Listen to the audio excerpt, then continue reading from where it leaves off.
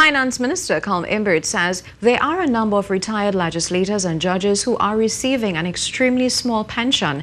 As debate in the Senate began on the Miscellaneous Provisions, Tax Amnesty, Pensions, Freedom of Information, National Insurance, Central Bank and Non-Profit Organizations Bill 2019, Minister Imbert said currently there are judges and former ministers who are unable to pay their medical bills.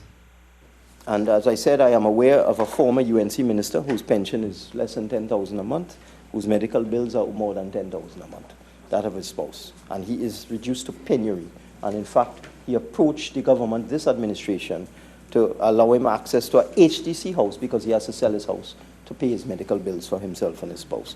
And this is someone who served in this parliament for 20 years, Madam Speaker. Minister Imbert said the pension amounts vary. He said it depended on the amount of years an individual has served.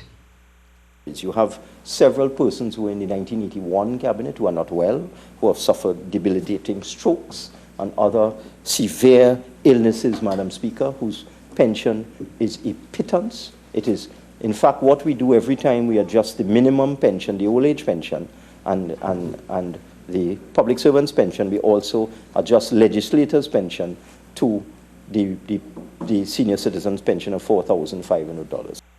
But what about senators? It's a question being asked by opposition Senator Wade Mark. He said, while Trinidad and Tobago's economy doesn't allow for the increase of pensions for legislators and judges, he pointed out that senators are not included in the amendments.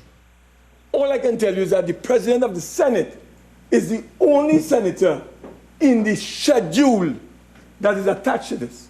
Everybody else is excluded, from the Vice President down to all independent senators, all opposition senators, and every member who does not hold a portfolio. Madam President, how can a government bring legislation to this parliament that is so discriminatory? He said the legislation only assists a chosen few.